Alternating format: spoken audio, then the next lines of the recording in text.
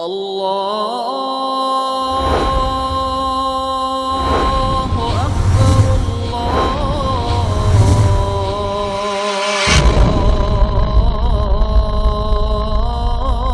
الله أكبر.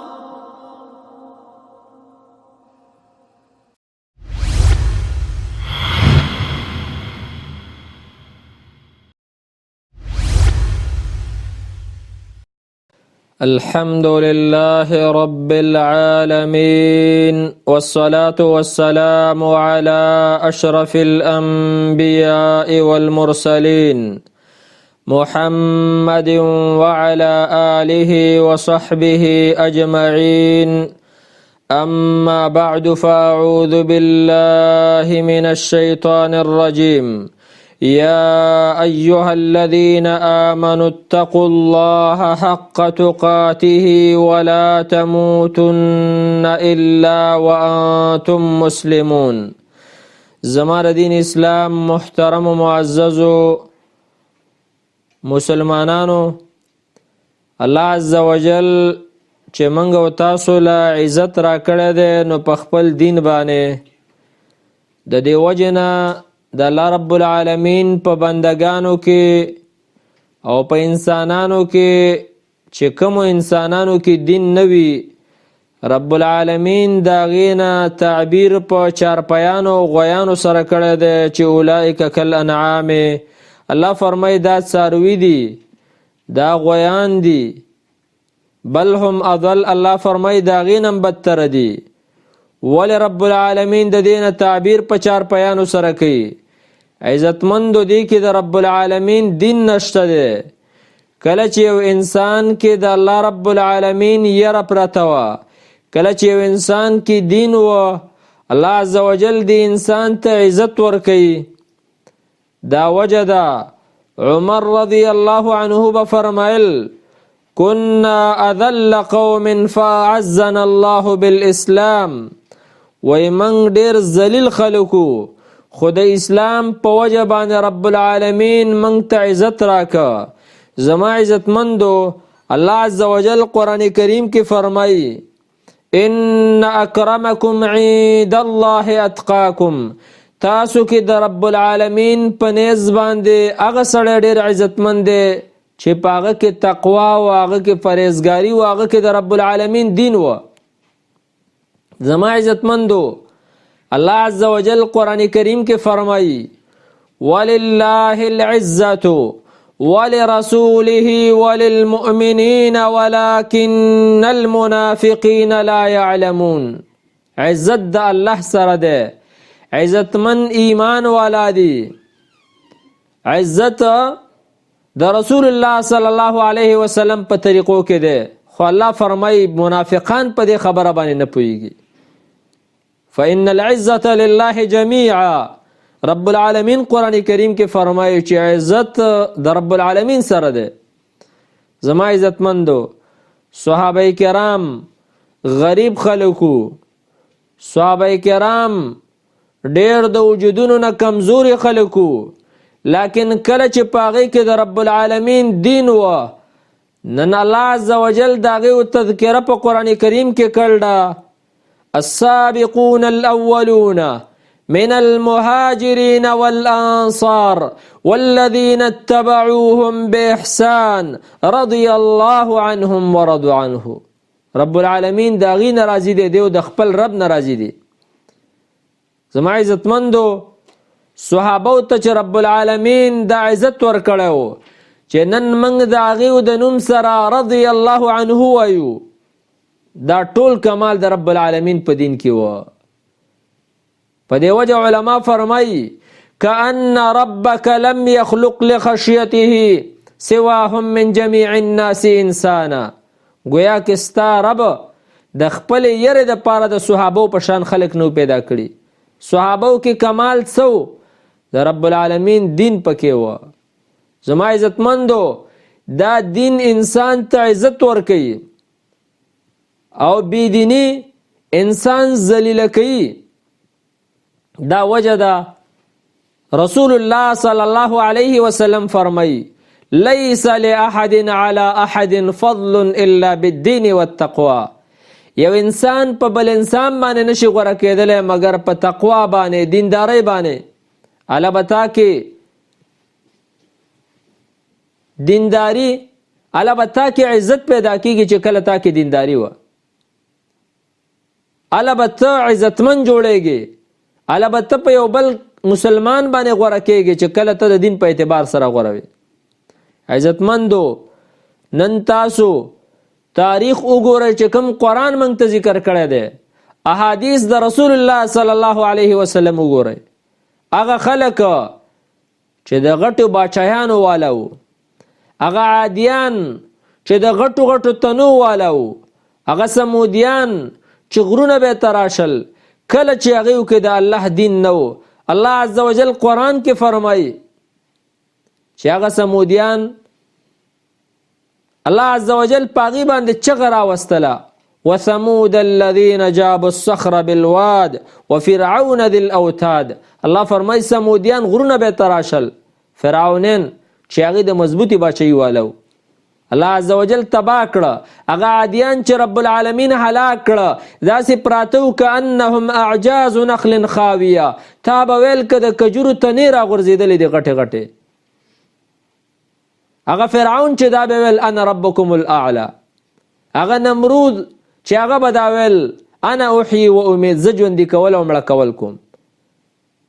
هغه قارون چې د هغې خزانې به د هغې چابینې به په یو ډله باندې بارېدلې، لیکن الله عزوجل فرمایي فخسفنا به، الله وایي په ځمکه مې ډوب کو، د کور مې ډوب که.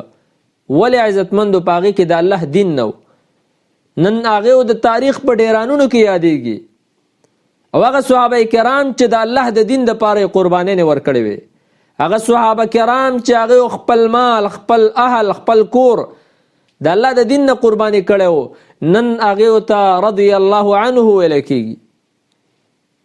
عزتمندو، رسول الله صلی الله علیه وسلم فرمایلی دی انک لست بخیر من احمر ولا اسوده.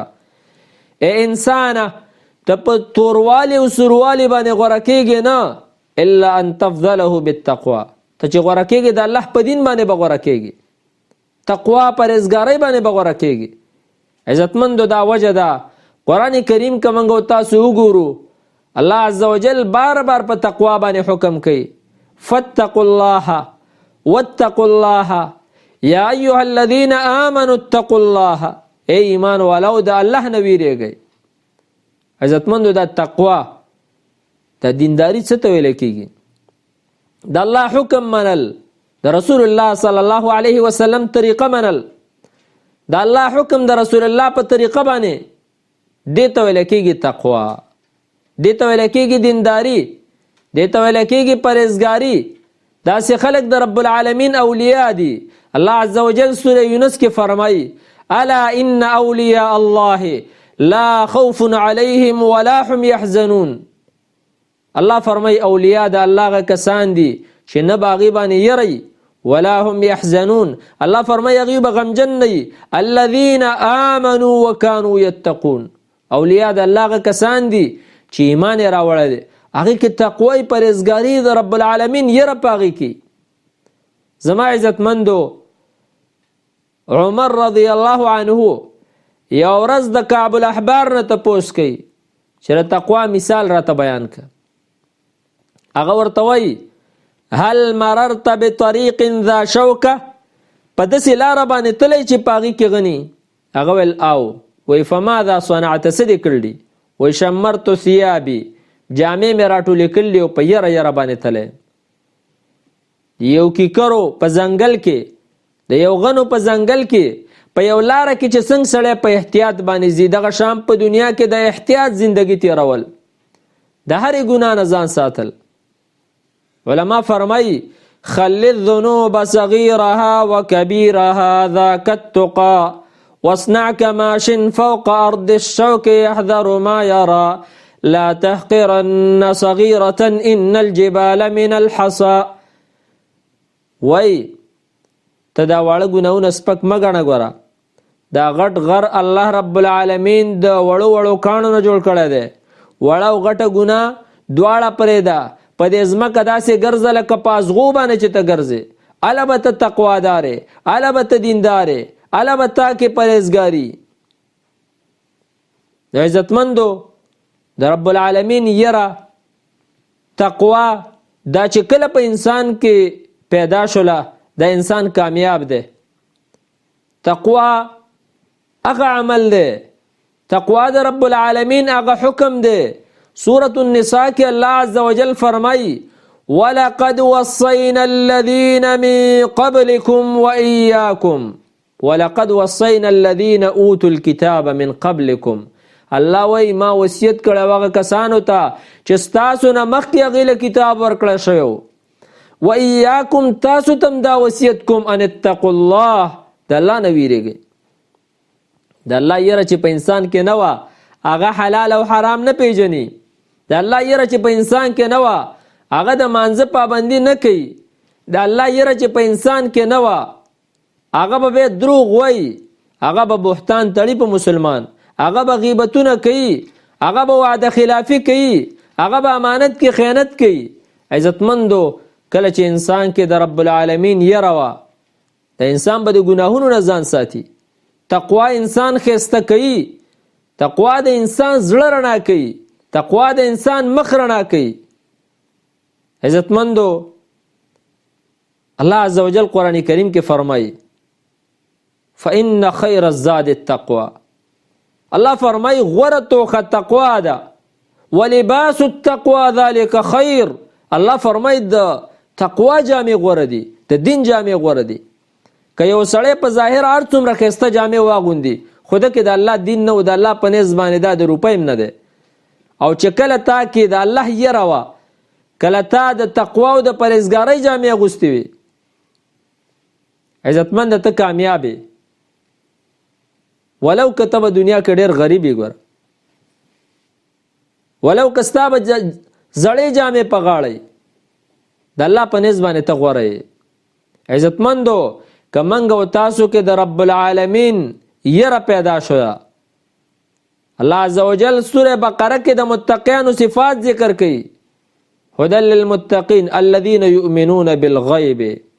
ایمان په غیب باندې لري، جنت جهنم نه دی لیدلی، د هغه غم ورسره په هغه باندې ایمان دی. دویم صفت د متقیانو چې رب العالمین ذکر کوي ویقیمون الصلاة. الله فرمایي د مانځه پابندي کوي. یو مونځ کول یو د مانځه پابندي ده. مونځ په خپل ټیم باندې کول، په جمع باندې کول، مسجد کې کول، دا ستا تقوا ده. ومما رزقناهم ينفقون. خرچه کول د الله په دین باندې، د خپل بچی، د خپل مال، د خپل ځان.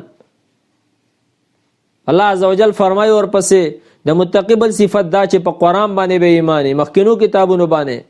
وبالآخرة هم یوقنون. په ورځ د آخرت باندې به یقیني. هله به ته تقوادارې، هله به ته پرهیزګارې. کله چې تا کې د متقیانو د دیندارو خلکو دا صفات پیدا شو، قرآن کریم کې الله عزوجل د تقوا ډیر فواید بیان کړي دي. یو څو د هغه نه زه اختصار سره بیانوم.